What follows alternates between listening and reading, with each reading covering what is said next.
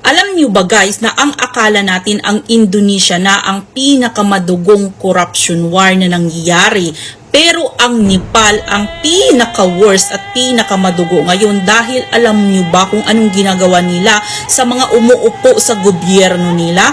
Ay ito ay kung mahuli nila ay sinasaktan nila at yung iba ay tinatapo nila sa ilog, hinuhubara ng damit at pinapaanod sa agos ng tubig habang ito ay binabato nila. At ito pa ang masaklap, ay ang asawa ng isang prime minister nila ay sinunog nila itong buhay kasama sa bahay na sinunog nila.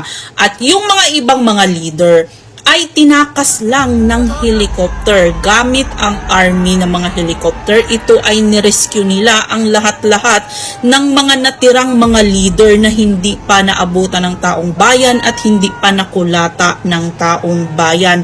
So ito ay nilikas ng mga army at yung iba naman ay nakatira muna sa kustodiya ng mga military base. So Pilipinas, wake up call, huwag nyo nang antayin na magrebelde ang lahat ng mga tao sa Pilipinas at baka ganito din ang mangyari sa inyo.